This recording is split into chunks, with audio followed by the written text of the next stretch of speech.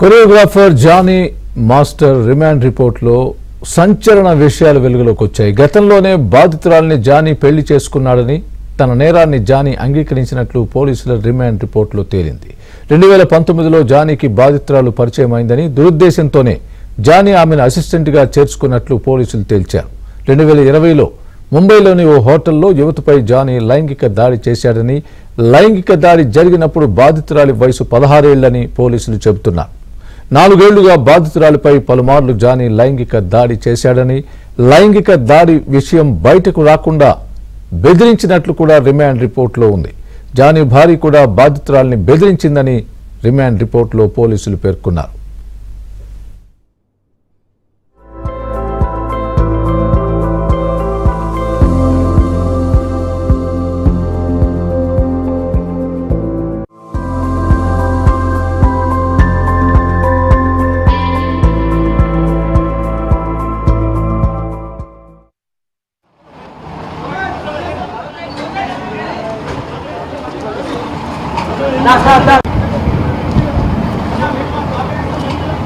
ఎక్కిస్తారు అయిపోయింది. ఆ పటాట ముందుకురా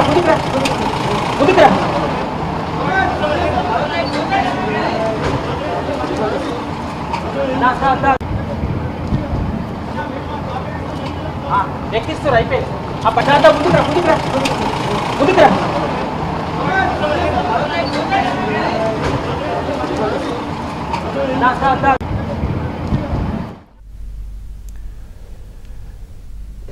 మనం చూస్తున్నాం బ్రేకింగ్ న్యూస్. జానీ మాస్టర్ కు సంబంధించి రిమాండ్ రిపోర్ట్లో ఆ నిజాలు బయటపడినట్టుగా తెలుస్తోంది. జానీ మాస్టర్ అన్ని ఒప్పుకున్నట్టుగా రిమాండ్ రిపోర్ట్లో ఉన్నట్టుగా కూడా తెలుస్తోంది.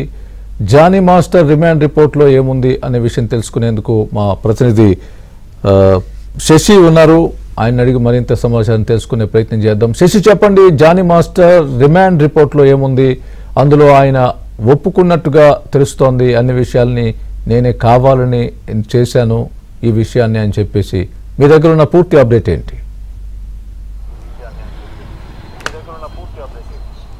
అసిస్టెంట్ కొరియోగ్రాఫర్ పైన హత్యాచారం కేసులో జానీ మాస్టర్ అరెస్ట్ కాబడ్డారు. అయితే కేసు నమోదైనప్పటి నుంచి సుమారుగా 5 రోజుల పాటు పరారులో ఉన్న తర్వాత ఎట్టకేలకు నార్సింగి పోలీసులు గోవాలో అరెస్ట్ చేసి తాజాగా ఈరోజు ఉప్పరపల్లి కోర్టులో హాజరుపరిచారు.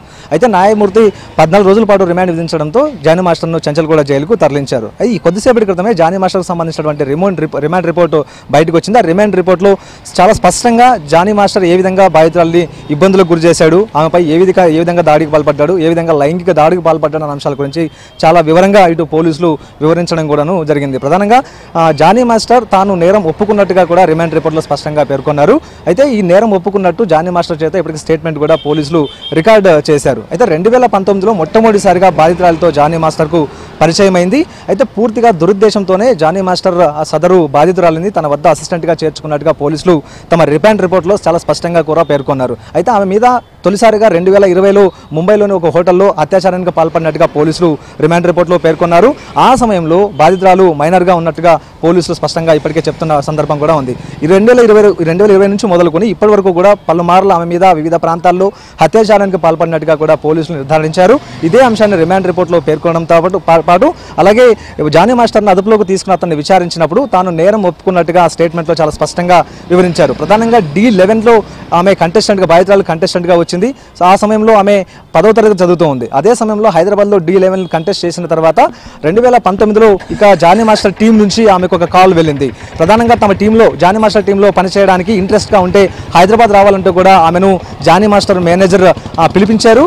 అనంతరం అలా వైకుంఠపురం సినిమాలో బాధితురాల చేత ఇందులో డాన్స్ అవకాశం ఇప్పించినటువంటి సందర్భం కూడా కనిపించింది. అయితే మరోవైపు 2020 జనవరి 10వ తేదీన ముంబైకి వెళ్ళాలి, ఒక సినిమా షూటింగ్ నిమిత్తం ముంబై వెళ్ళాలంటూ కూడా ఇటు జానీ మాస్టర్కి సంబంధించినటువంటి మేనేజర్ ఆమెకు స్పష్టం చేశాడు. సో ఇదే నేపథ్యంలో ఇటు బాధితురాలు అదే రోజు ముంబై వెళ్ళింది. అయితే వెళ్తూ ఆమెకు సంబంధించినటువంటి ఆధార్ కార్డుతో పాటు ఇతర పత్రాలను తీసుకురావాలంటూ కూడా జానీ మాస్టర్ మేనేజర్ స్పష్టం చేయడంతో ఆమె ఆ పత్రాలను తన వెంట తీసుకుంది. అయితే రాత్రి జనవరి 10, 2020 రాత్రి 10 నుంచి 11 గంటల మధ్య ప్రాంతంలో జానీ మాస్టర్ మాస్టర్ నుంచి బాధితురాలికి ఫోన్ వచ్చింది, తన గదికి రావాలంటూ. వచ్చేటప్పుడు ఆధార్ కార్డుతో పాటు ఇతర పత్రాలు తీసుకురావాలంటూ కూడా ఆమెను జానీ మాస్టర్ చెప్పారు. ఈ నేపథ్యంలో ఆమె పత్రాలను తీసుకుని జానీ మాస్టర్ రూమ్కి వెళ్ళిన సమయంలో వెనక నుంచి ఆమెను గట్టిగా పట్టుకుని ఆమె మీద అత్యాచారానికి పాల్పడినట్టుగా కూడా రిమాండ్ రిపోర్ట్లో చాలా స్పష్టంగా పోలీసులు పేర్కొన్నారు. అప్పటికే ఆమె మీద అత్యాచారం చేసేటటువంటి క్రమంలో ఇక బాధితురాలు ప్రతిఘటించినప్పటికీ కూడా, వేడుకున్నప్పటికీ కూడాను జానీ మాస్టర్ కనికరించకుండా ఆమె మీద అత్యాచారానికి తెగబడ్డారంటూ కూడా పోలీసులు ఇప్పటికే స్పష్టంగా రిమాండ్ రిపోర్ట్లో పేర్కొన్నారు. అయితే ఈ విషయం బయటికి చెప్తే ఖచ్చితంగా సినిమాలో ఎక్కడ అవకాశాలు లేకుండా చేస్తానని, మరోవైపు కెరీర్ని కూడా నాశనం చేస్తానంటూ కూడా జానీ మాస్టర్ బెదిరించినట్టుగా బాధితురాలు ఇప్పటికే వాంగ్మూలం ఇచ్చింది. మరోవైపు ఎక్కడ కూడా అవకాశాలు లేకుండా చేస్తానని చెప్పడంతో ఇక జానీ మాస్టర్ ఒత్తిళ్లకు తలగి ఇక వేరే పరిస్థితుల్లో గత్యంతరం లేక ఆమె జానీ మాస్టర్ వద్ద అసిస్టెంట్గా కొనసాగినటువంటి సందర్భం కూడా ఉంది. 2020 నుండి మొదలుపెట్టినటువంటి ఈ తతంగం ఏదైతే ఉందో అప్పటి నుంచి కూడా 2024 వరకు కూడా ఇదే తతంగాన్ని ఇటు జానీ మాస్టర్ కొనసాగించినట్టుగా తెలుస్తుంది.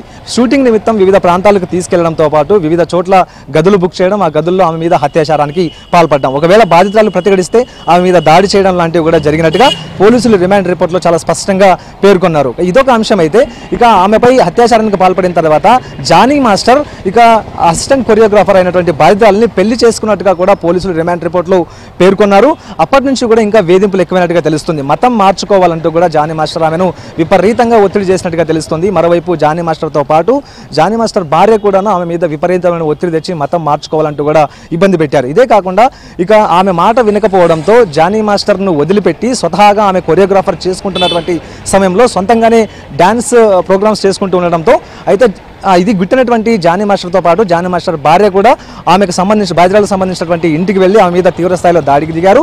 మరోవైపు జానీ మాస్టర్ భార్య కూడా చెప్పుతో పలుమార్లు కొట్టినట్టుగా రిమాండ్ రిపోర్ట్లో చాలా స్పష్టంగా పేర్కొన్నట్టుగా కూడా తెలుస్తుంది. సో మొత్తానికి ఇక వీరి వేధింపులకు భరించలేక బాధితురాలు తన సొంత ఊరు వెళ్ళిపోయింది. అయితే అక్కడికి వెళ్ళిపోయిన తర్వాత ఆర్థికంగా మళ్ళీ ఇబ్బందులు తలెత్తడంతో ఇక గత్యంతరం లేని పరిస్థితుల్లో మళ్ళీ జానీ మాస్టర్ను ఆశ్రయించి తనకు ఉపాధి చూపించాలంటూ కూడా కోరింది. మరోవైపు తన టీంలో చేర్చుకోవాలంటూ కూడా కోరింది. ఇక ఆమెకు ఎలాంటి గత్యంతరం లేదు, తానే ఆమెకు దిక్కు అని మరోసారి భావించినటువంటి జానీ మాస్టర్ అదే అవకాశాన్ని ఆసరాగా మలుచుకుని ఆమె మీద చాలాసార్లు ఇదే తరహా అత్యాచారానికి బలపడ్డాడు. ఒకవైపు వ్యానిటీ వ్యాన్లో కూడాను ఇదే తరహా ఇబ్బందులకు గురి చేశాడు. ఆమె మాట వినకపోతే ఆమె మీద దాడి పాల్పడినటువంటి సందర్భాలు కూడా ఉన్నాయి. ఆమె తలకు కూడా గాయాలు చేశాడంటూ కూడా రిమాండ్ రిపోర్ట్లో ఇప్పటికే చాలా స్పష్టంగా ఇటు పోలీసులు పేర్కొన్నారు. ఒక రకంగా పూర్తి స్థాయిలో దురుద్దేశంతోనే ఆమెను తన టీంలోకి చేర్చుకున్నాడు. మరోవైపు పూర్తి స్థాయిలో ఆమెను ఇబ్బంది పెట్టి మరోవైపు ఆమెను లోబరుచుకునే ప్రయత్నం చేశాడు. మతం మారాలి అంటూ కూడా ఆమెను తీవ్ర స్థాయిలో ఇబ్బంది పెట్టాడన్నది ఆ రిమాండ్ రిపోర్ట్ చాలా స్పష్టంగా చెప్తూ ఉంది. ఈ అన్ని అంశాలను ఇక బాధితులు ముందుగా కంప్లైంట్ రూపంలో ఇవ్వడంతో ఆ కంప్లైంట్ల మీద పూర్తి స్థాయిలో వర్కౌట్ చేసినటువంటి నార్సింగి పోలీసులు ఇదే అంశాలను ముందుంచి జానీ మాస్టర్ను విచారించినప్పుడు జానీ మాస్టర్ తన నేరాన్ని అంగీకరించినట్టు తెలుస్తుంది. బాధితురాలి మీద తాను అత్యాచారం చేసినట్టుగా ఒప్పుకున్నారు. ఇదే అంశాన్ని స్టేట్మెంట్ రూపంలో పోలీసులు రికార్డ్ చేసి న్యాయమూర్తి ముందు ఉంచడంతో న్యాయమూర్తి 14 రోజుల పాటు రిమాండ్ విధించడం కూడా జరిగింది. సో మొత్తానికి ప్రస్తుతం జానీ మాస్టర్ జైల్లో ఉన్నారు. ఆయన మాత్రం ఉద్దేశపూర్వకంగానే బాధితుల మీద అత్యాచారానికి పాల్పడినట్టుగా తెలుస్తోంది. సో మొత్తానికి తదుపరి ఈ కేసు విషయంలో పోలీసులు ఏ విధమైన చర్యలు తీసుకోబోతున్నారు, ఇక న్యాయస్థానంలో ఈ కేసు ఏ విధంగా ముందుకెళ్తున్న అంశాల గురించి చూడాలి. Swami. Right Sashi, thanks for the update.